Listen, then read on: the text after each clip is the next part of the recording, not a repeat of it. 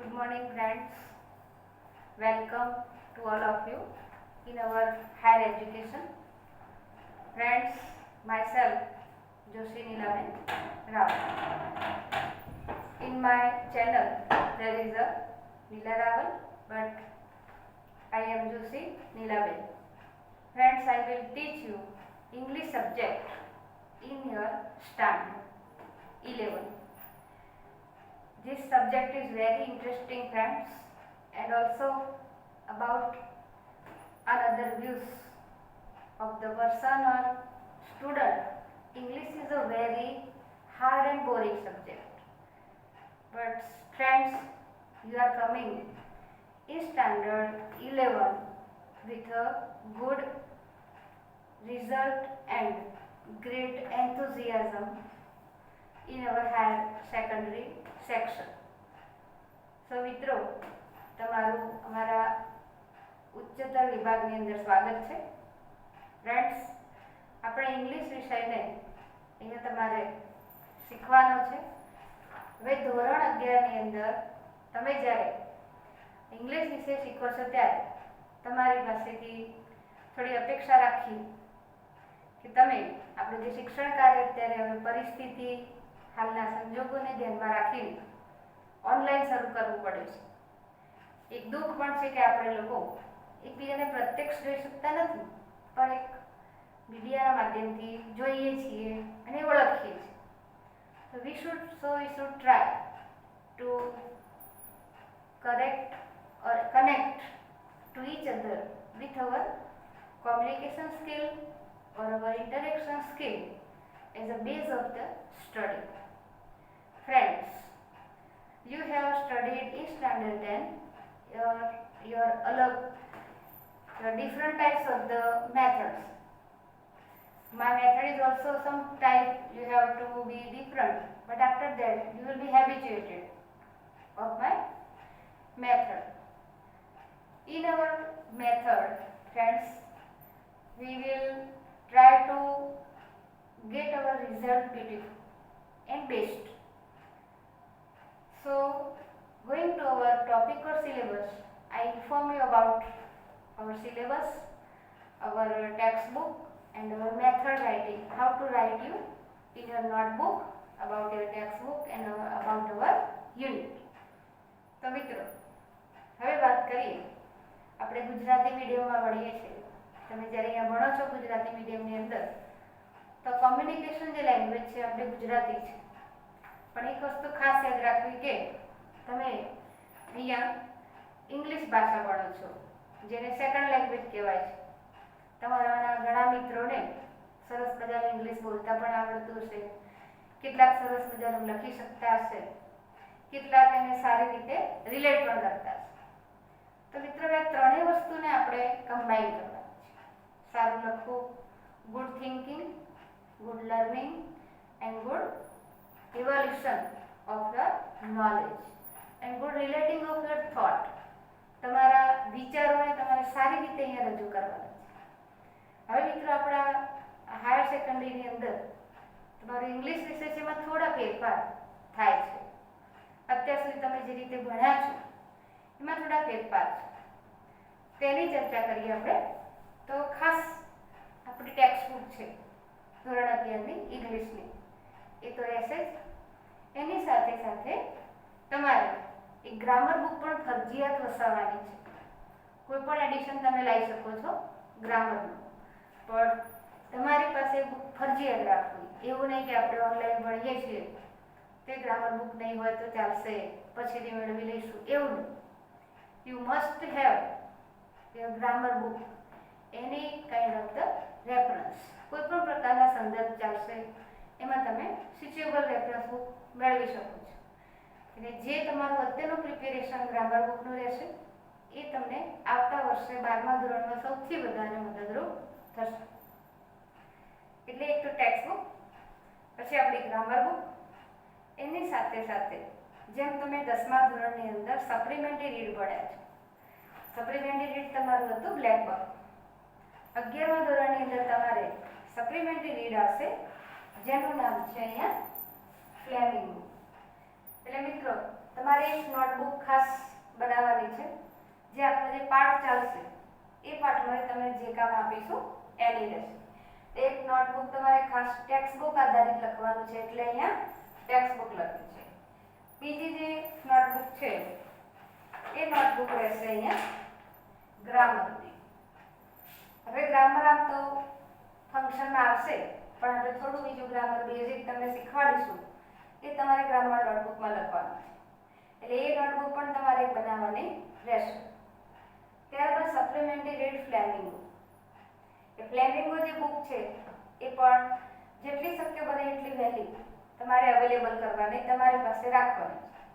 એમાંથી પરીક્ષામાં પણ ઘણું બધું પૂછાશે. તમારે જે પોઈન્ટ્સ બદલાય છે એ પોઈન્ટ્સનું પણ તમે કામ કરી શકો.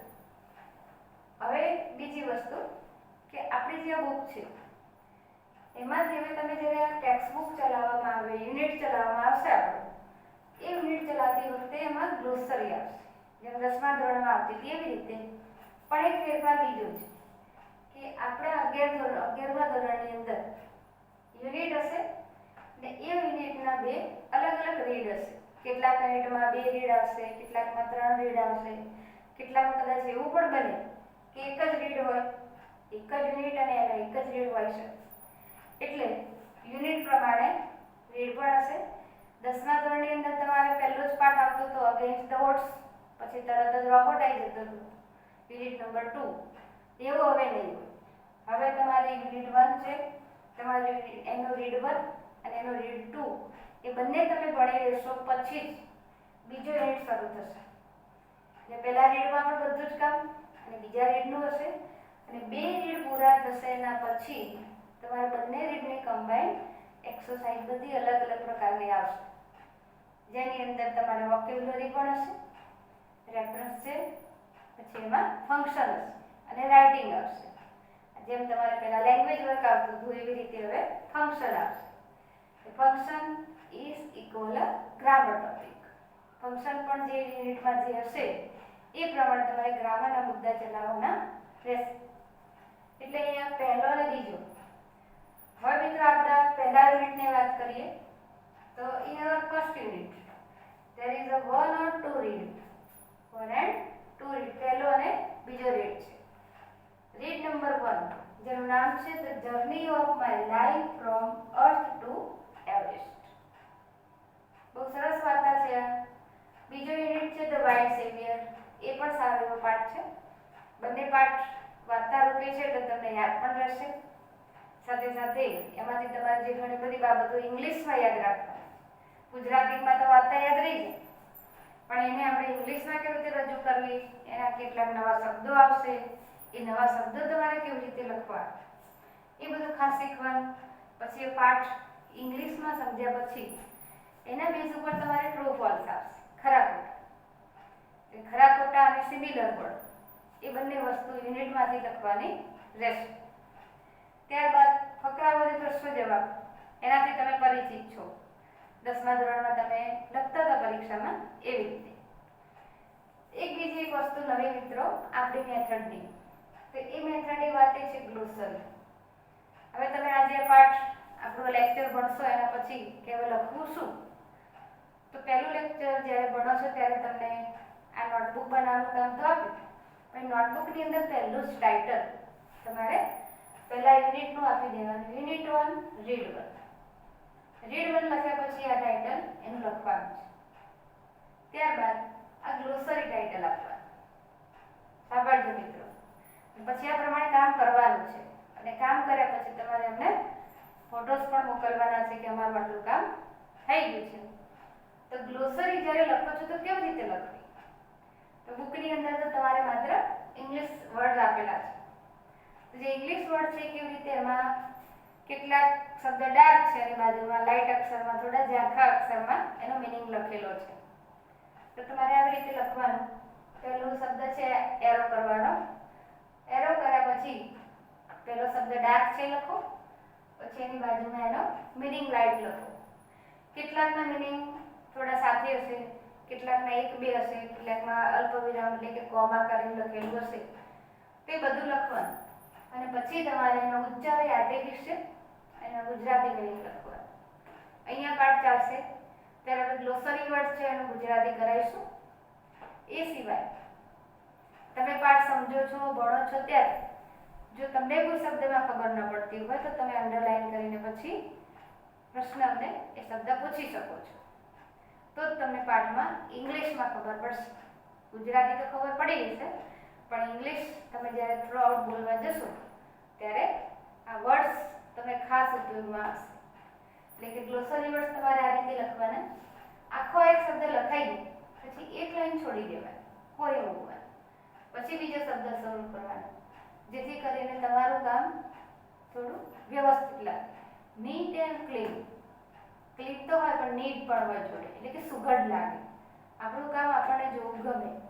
એટલે ખાસ મિત્રો ગ્લોસરી વર્ડ્સ બધા તમારે આ રીતે લખવાના છે. એટલે તમારું એક કામ હવે શરૂ થઈ જશે આપણું ટેક્સ્ટ બુકનું. તો ટેક્સ્ટ બુક જે બનાવી છે, ટેક્સ્ટ બુકની તમારી જે નોટબુક બનશે એમાં પહેલું કામ આ છે. મિત્રો તમારું સરસ મજાનું 11મા ધોરણનું કામ શરૂ થાય છે. તો બીજી એક આશા રાખું કે જ્યારે તમે યુનિટનું ટાઇટલ આપો અને રીડનું ટાઇટલ આપો ત્યારે સાથે સાથે એક થોટ પણ લખતા રહો. ગુજરાતીની સાથે જેમ આવડે છે એમ ઇંગ્લિશની અંદર સુવિચાર લખવાનો. તમારું આ કામ અમે જ્યારે સ્કૂલમાં તમને ફેસ ટુ ફેસ મળશું ત્યારે આ કામ જોવામાં આવશે. એટલે એવું નહીં કે માત્ર વિડીયો જોઈને બેસી જવું, સાંભળીને મૂકી દેવું. સ્કૂલમાં ભણો છો એવી જ રીતે તમારે આ બધું જ કામ કરતું રહેવું. તમને જેટલું કામ આપવામાં આવશે એ કામ તમારે સાથે સાથે ક્લિયર કરતું રહેવાનું, જેથી કરીને તમારું શિક્ષણ કાર્ય પણ ચાલુ રહી શકે. તો મિત્રો આ કામ કરવાનું રહેશે. આપણા યુનિટની અંદર જે પહેલો યુનિટ આપણો છે કે the journey of my life from earth to Everest. It is written by the Arunima Sinha. Arunima સિન્હાએ પોતે એમના જીવનની જે સૌથી મોટી દુર્ઘટના કહી શકાય એના વિશેની રજૂઆત આપણા પાઠની અંદર ઇન ધીસ યુનિટ કરી છે. કે એમાં 4 સીન, એમાં એમણે દરેક સીનની અંદર અલગ અલગ વર્ણન કરે છે. એ પહેલાં પ્રી ટાસ્કમાં સરસ મજાના પ્રશ્નો આપે છે. મિત્રો દરેક યુનિટની પાછળ એક ઇન્ટેન્સ હોય છે કે તમે આ પાઠ જ્યારે ભણી રહ્યા છો અથવા ભણી જાઓ છો એના પછી એ પાઠમાંથી તમે શું શીખી શકો છો. અને તમારા લેવલ પ્રમાણે, તમારી કક્ષા પ્રમાણે, તમે 12મા ધોરણમાં આવ્યા છો, 11મા ધોરણમાં, 10મું એ તમારું સેકન્ડરી હતું, તો હાયર સેકન્ડરી લેવલ હાયર થઈ ગયા, તમે થોડા ઉચ્ચતર બની ગયા, તો એ માટેનું એક સ્ટેપ, અને એ સ્ટેપને અનુરૂપ તમારો પહેલો આ પાઠ છે કે જીવનની અંદર કોઈ પણ મુશ્કેલી છે એ મુશ્કેલીને તમે પોઝિટિવ કઈ રીતે લો છો, એ મુશ્કેલીમાંથી બચવા માટેના રસ્તા તમે હકારાત્મક રીતે કેવી રીતે સર્જુ કરો છો, કેવી રીતે તમારા વાતાવરણને, આજુબાજુના વાતાવરણને તમે જીવવા માટે લાયક બનાવો છો, એ બતાવે છે. 10મા ધોરણની અંદર જે થોડી ઘણી તમારી અંદર જે બાલિશતા હતી, નિર્દોષતા હતી, એ નિર્દોષતાને દૂર કરીને હવે 11મું અને 12મું એમાં થોડી સમજણમાં વધારો કરવાનું બતાવે છે. અને એટલે જ અરુણિમા સિન્હાનો એક પ્રેરણાદાયક આ પાઠ અહીંયા મૂક્યો છે. અહીંયા પ્રી ટાસ્ક છે મિત્રો.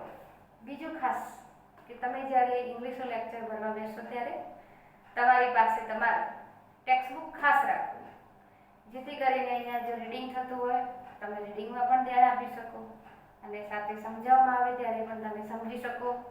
ક્યાંક તમે નથી સમજ્યા, પૂછવું છે તો પણ અંડરલાઈન કરી શકો. એટલે પેન અને ટેક્સ્ટ બુક તમારી પાસે રાખો. તો પ્રી ટાસ્કમાં જોઈએ મિત્રો. પ્રી ટાસ્ક એટલે કે પૂર્વ ઘટના, પાઠ જેના ઉપર છે એનો basic. Talk to one of your classmates, ask him or her questions to know about his or her strength, ambition, desire to learn and also adventure activities. Write the information about your friend in the table. Finally, introduce your friend to the class.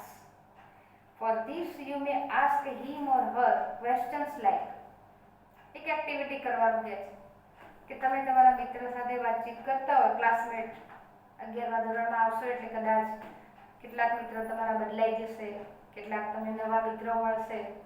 તે નવા મિત્રોને ઓળખવા માટે જૂના મિત્રોને તો સૌ ઓળખે, પણ નવા ચહેરા, નવો સ્વભાવ, એ નવા સ્વભાવને ઓળખવું તો કઈ રીતે? First impression is to your looking. પહેલી ઇમ્પ્રેશન તો કેવી હોય કે તમે એના દેખાવ ઉપરથી તમે અંદાજ લગાવો કે આ આવું હશે. આપણે પણ એવું જ છે.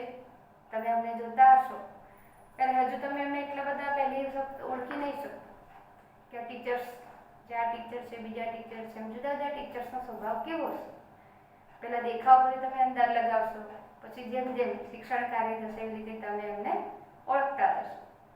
તો એવી રીતે અહીંયા પણ કહે છે તમારા મિત્રને તમે કોઈ નવો મિત્ર બનાવો છો તો જૂનો છે તે જૂના મિત્રની તાકાત વિશે કે તારે તે બહાદુરીના કયા કામ કરે, પછી કે તારી એમ્બિશન, તારી મહત્વાકાંક્ષા શું છે, તારે શું બનવું છે, ડિઝાયર ટુ લર્ન કે તને શું શીખવાની વધારે ઈચ્છા થાય છે, કઈ બાબત તને કરવી ગમે છે આમાં, એન્ડ ઓલ્સો એડવેન્ચર એક્ટિવિટી, તે સાહસના કયા કયા કામ કરે. તો આપણે વિચારીએ કે આ બધું શું. અત્યાર સુધી તો આપણે ક્યારે આ બધા વિશે વિચાર્યું જ નથી. તો કે છે હવે તમારે વિચારવા કે તમારું એમ્બિશન શું છે, તમે શા માટે ભણો છો, તમારું જીવન જીવવાનું છે તો એમાં જીવન જીવવા પાછળનો હેતુ શું છે. અત્યાર સુધી કહે છે તમે સાહસના કામ કયા કરે, તો કે એવા માટે એના માહિતી મેળવવા માટે તમે કયા પ્રશ્નો પૂછી શકો. તો નીચે કેટલાક પ્રશ્નો આપ્યા છે. પહેલું છે what are strengths or positive points of your personality. તમારા મિત્રને તમે પૂછી શકો તારી આટલી સરસ પર્સનાલિટી છે તો તારી તાકાત છે, તો what are strengths or positive points, તારી પર્સનાલિટીની સૌથી હકારાત્મક બાબત કઈ કે એટલે તું સરસ દેખાય છે. માત્ર સારું દેખાવું એ આપણી પર્સનાલિટી નથી, પણ સાથે સાથે દેખાવની સાથે આપણા વિચારો એ પણ સારા હોવા જોઈએ. તો તમારા મિત્રને તમે આ પ્રશ્ન પહેલો પૂછી શકો. બીજું કે છે what are you good at, કે તું સૌથી સારી કઈ બાબતમાં છે. દરેક વ્યક્તિમાં એક આવડત, એક સ્કિલ હોય કે તું તને કઈ સૌથી સારી વાત ગમે છે, કઈ વાતમાં તું સૌથી સારી રીતે રહી શકે છે. ત્રીજો પ્રશ્ન છે what do you want to become in future and why, કે તું ભવિષ્યમાં શું બનીશ અને કેમ એ જ બનીશ. કોઈ કે મારે પાયલોટ બનવું છે, કોઈ કે મારે કલેક્ટર બનવું છે, કોઈ એમ કે મારે સ્વયંસેવક બનવું છે, કોઈ કે મારે લીડર બનવું છે, કોઈ કે મારે કલેક્ટર બનવું છે. તો એ બનવા પાછળનું કારણ શું એ તમે એને પૂછો. ચોથો પ્રશ્ન એવો પૂછી શકાય vote do you want to achieve in life, કે તું જીવનમાં શું મેળવવા માંગે છે, તારે શું જોઈએ છેલ્લે જીવનમાં. પાંચમો પ્રશ્ન છે what skills do you want to learn, તું કોઈ પણ બાબતને શીખવા માટે કયા કૌશલ્યનો ઉપયોગ કરે, કઈ રીતે તું કોઈ બાબતને શીખે છે. કે કઈ બાબત છે, તારે માની લો કે તારે સરસ મજાનું પર્વતારોહણ કરવું છે, તને બહુ જ ગમે છે, તો તું એક શીખવા માટે કઈ બાબતનો ઉપયોગ કરે છે. પછી કે જે છઠ્ઠો પ્રશ્ન તમે પૂછી શકો કે what adventure activities have you done, where and how. આપણે એમ કે મને સાહસ ભર્યા કાર્ય ગમે છે. ઘણાને એમ કે તમારો શોખ શું, તો કે છે કે રીડિંગ. ઘણા મિત્રોને, વિદ્યાર્થી મિત્રોને પૂછવામાં આવે કે વોટ ઇઝ યોર હોબી, કે છે રીડિંગ. રીડિંગ તો કે પછી એમ કે કેટલા પુસ્તકો વાંચે, તો એમ કે ટીચર લગભગ સિલેબસના પણ એક બે પુસ્તક બાકી હશે. ત્યારે શોખ ના કહેવાય. શોખ છે એ વસ્તુ એવી છે કે જે તમે આખો દિવસ કામ કર્યું હોય, થાકેલા હો અને છતાં જો તમને કામ આપવામાં આવે અને તમે એ કામ હરખથી સ્વીકારી લો, that is called a hobby. The activities which you can do every time, every kind of the play and every situation you are ready for that. That is your hobby. એ તમારી હોબી છે કે જે તમે કોઈ પણ સમય કરવા માટે તૈયાર થઈ જાઓ. તો એને કહી છે કે જો એડવેન્ચર કે છે કે સાહસ ભર્યા કામ કરે છે, તો કે હા મેં કર્યા છે, તો ક્યાં કર્યા છે અને કેવી રીતે કર્યા છે. પછી તમે પ્રશ્ન પૂછી શકો કે what adventure activities do you want to do, where and how. અત્યારે એટલા કામ કર્યા છે ને હવે બીજા કામ તું ક્યારે કરીશ અને કેવી રીતે કરીશ. આવી માહિતી મેળવીને તમે આ નીચેનું જે ટેબલ છે, બોક્સ આપ્યું છે, એ ભરી શકો. તો મિત્રો તમે શક્ય હોય તમે 1 કે 2 કોલમ પણ ભરવાનો પ્રયત્ન કરજો કે એની સ્ટ્રેન્થ શું છે, કે એનામાં શું તાકાત છે, એની બોક્સિંગ કરવાની તાકાત છે, કોઈને મારી શકવાની તાકાત હોય, તેની એમ્બિશન શું છે, તો સારું બોક્સર બની શકે છે. તો સ્કિલ ટુ બી લર્ન્ડ, તે સ્કિલ શીખવા માટે એ શું કરે છે, ક્યાં જાય છે, કોની સાથે કામ કરે છે. એડવેન્ચર એક્ટિવિટીઝ, અને આ એક્ટિવિટીઝમાં કઈ રીતે આગળ એને કામ કર્યું છે. દોડ લખી શકાય, તો દોડ માટે કઈ આવડતનો ઉપયોગ કરે છે, એને એવા કામ ક્યાં કર્યા છે, અને પોતે કઈ રીતે આગળ વધશે. એટલે આ રીતે આવી સાહસિક વૃત્તિઓ જે છે એના વિશે લખવાનું. તો મિત્રો આ રીતે આપણે પહેલા યુનિટમાં પ્રી ટાસ્કની ચર્ચા કરીએ. હવે યુનિટ 1માં આપણું પહેલું રીડ છે. રીડનું નામ છે journey of my life from earth to Everest. તો મિત્રો તમે હવે જ્યારે મેં કામ આપ્યું છે તમને કે તમારે એ કામ ગ્લોસરી વર્ડ્સ લખવાના છે. જ્યારે લખી રહેશો અને હવે આપણે બીજા લેક્ચરમાં મળશું. આશા રાખું કે થોડું ઝડપથી લખશો આટલું કામ, પછી ધીરે ધીરે તમે કામ લખજો. કરવાનું છે, કરવું છે, પણ ગ્લોસરી વર્ડ્સ લખાઈ જશે તો તમને પાઠમાં પણ વધારે મજા આવશે. તો આપણે હવે પછીના લેક્ચરની અંદર આપણું પાઠનું કામ શરૂ કરશું.